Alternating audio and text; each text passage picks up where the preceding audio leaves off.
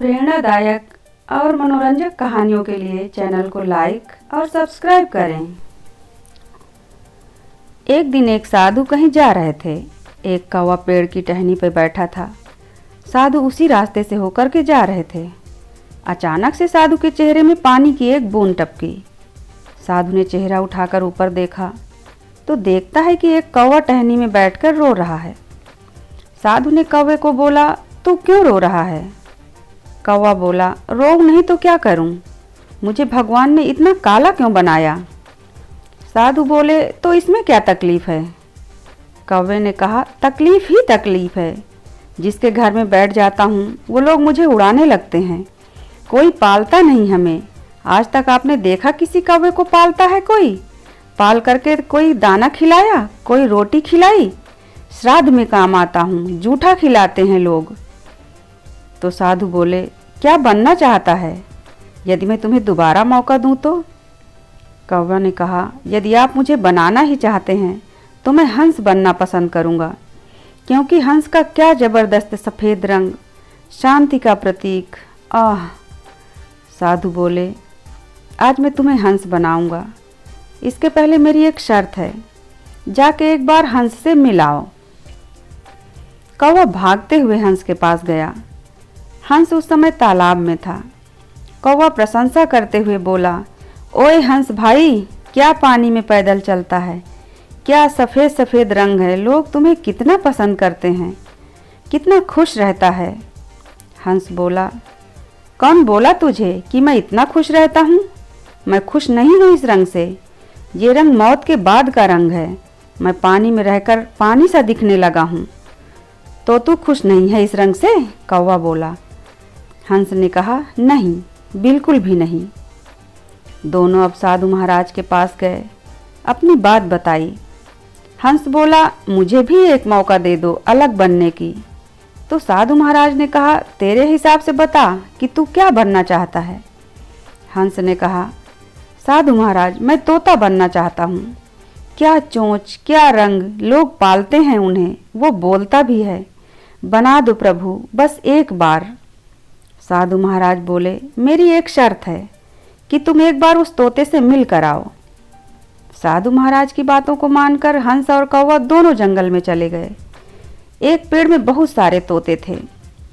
हंस प्रशंसा करते हुए बोला, ओ तोता भाई, क्या मस्त जिंदगी है तेरी, क्या चोंच है लाल लाल, ये हरे रंग के तेरे पंख, लोग तुम्हें पालते हैं, क्या नहीं खिलाते हैं तुम्हें?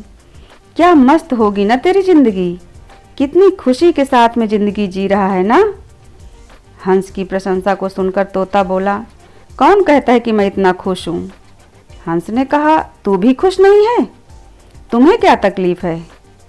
तोता बोला, तकलीफ ये कि तुम पेड़ के 4 चक्कर लगा गए तब जाके मुझे देख पाए हो। ये कोई रंग है भला? पेड़ में मिल जाता हूँ, मैं दिखाई ही नहीं देता। अब तीनों आ गए साधु महाराज के पास। फिर तोता कहता है, महाराज हमें मयूर बना दो, एक बार तो जरूर बना दो, आपकी बड़ी दया होगी।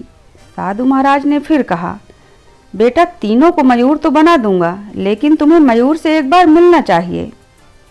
साधु महाराज की बातों को सुनकर बड़ी उत्सुकता के साथ तीनों चले गए मयूर को ढूंढने। एक बड़े जंगल में जाने के बाद में एक जगह बहुत सारे मयूर विचरण कर रहे थे। तीनों उनके पास पहुँचे।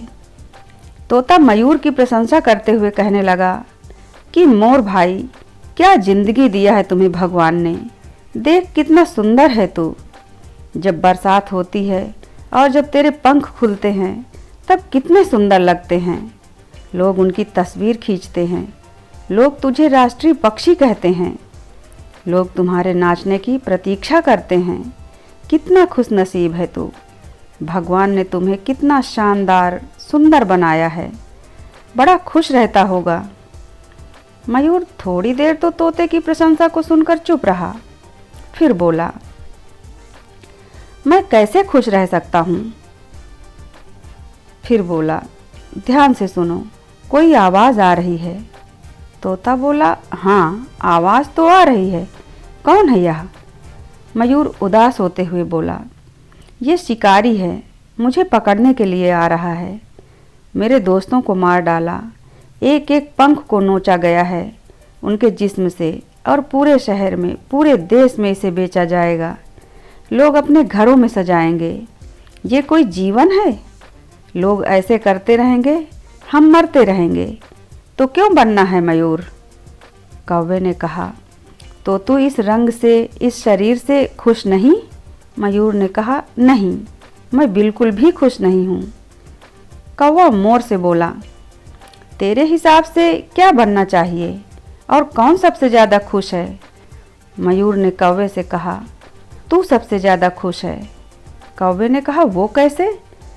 मयूर ने कहा, तुम बहुत खुशनसीब हो जो तुम यहाँ वहाँ घूम सकते हो। लोग तुम्हें देखकर भगा देते हैं।